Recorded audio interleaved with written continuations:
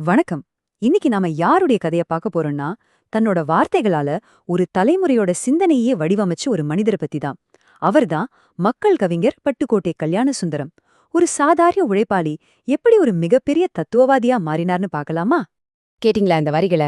வாழ்க்கை, சொத்து, சொந்தம் இது எல்லாத்தையும் பத்தின எவ்ளோ ஆழமான வார்த்தைகள். இது ஏதோ வயசான அனுபவசாலி இல்லனா ஒரு பெரிய ஞானி சொன்னதுன்னு நினைச்சீங்களா? இல்லவே இல்ல. இந்த வரிகளை எழுதும்போது அவருக்கு 20 வயசு கூட முழுசா ஆகல. இதுதாங்க பட்டுக்கோட்டையோட ஸ்பெஷாலிட்டியே. ரொம்ப சின்ன வயசுலயே வாழ்க்கையோட அவ்ளோ பெரிய தத்துவத்தை புரிஞ்சுக்கிட்டவர். சரி, அவரோட கவிதைகளுக்கு ஆணிவேரா இருந்தது எது? அது தெரிஞ்சுக்க நாம அவரோட கிராமத்துக்கே ஒரு சின்ன பயணம் போயிட்டு வரலாம். அவரோட இந்த பார்வைக்கு காரணம் என்ன? என்ன அனுபவங்கள் அவரை உருவாக்குச்சுன்னு முதல்ல பார்க்கலாம். அவர் பிறந்தது தஞ்சாவூர் பக்கத்துல ஒரு சின்ன கிராமம், ஒரு விவசாய குடும்பம். படிப்புன்னு பாத்தீங்கன்னா வெறும் 2வது வகுப்பு தாங்க.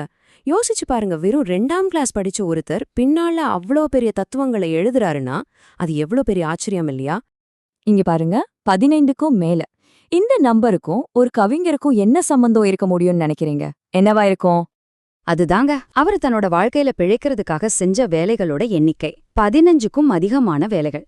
விவசாயி, மாடு மேய்க்கிறவர், முறுக்கு வித்தது, தேங்காய் வியாபாரம், தண்ணி வண்டி இழுத்தது, ஏன் நாடக நடிகர் வரைக்கும் அவர் பார்க்காத வேலையே இல்ல.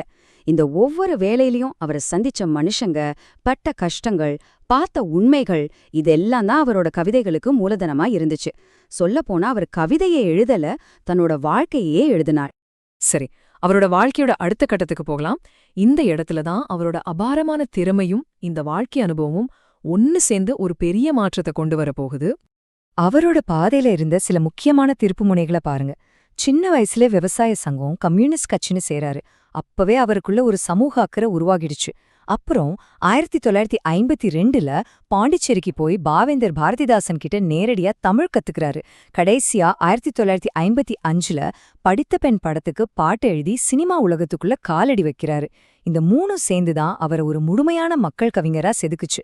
அவரோட பொது உடைமை சித்தாந்தம் எப்படி பாட்டா மாறுச்சுன்னு பாருங்க. இருப்பதெல்லாம் பொதுவா போனா பதுக்குற வேலையும் இருக்காது, ஒதுக்குற வேலையும் இருக்காது. எவ்ளோ எளிமையான வார்த்தைகள், ஆனா எவ்ளோ பெரிய கருத்து. பாமரனுக்கும் புரியற மாதிரி தத்துவம் சொல்றதுல இவரை அடிச்சுக்க ஆளே இல்ல. இப்போ நம்ம அவரோட தாக்கத்தோட மைய புள்ளிக்கு வரோம். வெறும் 187 பாடல்கள்ல அவர் எப்படி தமிழ் சினிமாவிய புரட்டி போட்டாருன்னு தெரிஞ்சுக்கலாம் வாங்க. ஒரு சீன் கற்பனை பண்ணி பாருங்க. யாருனே தெரியாத ஒரு இளம் கவிஞர் உள்ள வர்றாரு. அங்க உட்கார்ந்திருக்கிறது இசைமேதை MS விஸ்வநாதன். அவரோட பார்வையில ஒரு சின்ன சந்தேகம். இந்த பையன் நான் போடுற மெட்டுக்கு பாட்டு எழுதிடுவானா? MSV மெட்ட வாசிச்சு முடிச்ச அடுத்த நொடி பட்டுக்கோட்டையார் அந்த இடத்திலேயே எழுதின வரிகள் தாங்க இது. குட்டி ஆடு தப்பி வந்தா குள்ளநரிக்கு சொந்தோன்னு ஆரம்பிச்சு அந்த வரிகளை கேட்ட MSV ஆடி போயிட்டார். 19 வயசு பையன்கிட்ட இருந்து இப்படி ஒரு தத்துவமான ஒரு குறைய திகைப்பு. அவ்ளோதான், அந்த இசைமேதையே கண் கலங்கிட்டார். பட்டுக்கோட்டையாரோட வார்த்தைகள்ல இருந்த அந்த சக்தி அவரோட மனசு உருக்கிடுச்சு.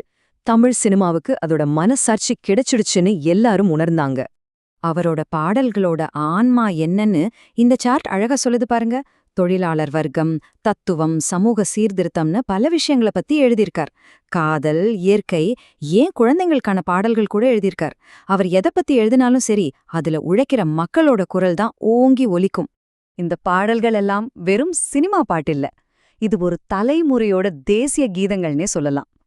தூங்காதே தம்பி தூங்காதே, செய்யும் தொழிலே தெய்வம், திருடாதே பாப்பா திருடாதே, இதெல்லாம் வெறும் வரிகள் இல்ல, பல லட்சம் பேருக்கு வாழ்க்கை பாடமா இருந்துச்சு. இவ்ளோ சாதிச்சு அவரோட வாழ்க்கையோட கடைசி பகுதிக்கு வரும். இது கொஞ்சம் சோகமான பகுதி தான். அவரோட ரொம்ப ரொம்ப குறுகிய ஆயுள், ஆனா அதை விட்டுட்டு போன மிகப்பெரிய மரபு, அதை பத்தி பார்க்கலாம். இந்த ஒப்பீட பாருங்க, எவ்வளோ பெரிய அதிர்ச்சி. வாழ்ந்தது வெறும் 29 வருஷம். ஆனா அவரோட பாடல்கள் இன்னைக்கும் வாழுது, காலத்தை தாண்டியும் வாழுது. எழுதினது 187 பாட்டு தான். ஆனா அந்த கருத்துக்கள் பல தலைமுறைகளுக்கு வழிகாட்டிக்கிட்டு இருக்கு. இது ஆச்சரியமா இல்ல? பட்டுக்கோட்டை கல்யாணசுந்தரம் தன்னோட 29வது வயசுல அக்டோபர் 8, 1959ல இந்த உலகத்தை விட்டு பிரிஞ்சார். தமிழ் கவிதை வானத்துல பிரகாசமா மின்ன ஆரம்பிச்ச அந்த நட்சத்திரம் ரொம்ப சீக்கிரமே மறைஞ்சு போச்சு. ஆனா பாருங்க, அவர் மறைஞ்சு பல வருஷங்கள் ஆன பிறகும் அவரோட புகழ் இன்னும் அதிகமாச்சு. 1965ல அவரோட பாட்டெல்லாம் தொகுத்து வெளியிட்டாங்க. அவருக்கு மக்கள் கவிஞர்னு பட்டம் கொடுத்தாங்க. ஏன் 2000ல தமிழ்நாடு அரசே அவரோட சொந்த ஊர்ல மணிமண்டபம் கட்டுச்சு. இதுவே சொல்லுது மக்கள் அவரை எவ்ளோ நேசிச்சாங்கன்னு. கடைசியா பட்டுக்கோட்டையோட வாழ்க்கை நமக்கு ஒரு பெரிய கேள்வியை விட்டுட்டு போகுது. சமமான நியாயமான ஒரு சமூகத்தை பத்தி அவர் கண்ட கனவு இன்னிக்கும் முழுசா நனவாகல. சரி, அந்த கனவை முன்னோக்கி எடுத்துட்டு போக போறது யாரு? இந்த கேள்விக்கு பதில் நம்ம ஒவ்வொருத்தர்கிட்டயும் இருக்கு. யோசிப்போம்.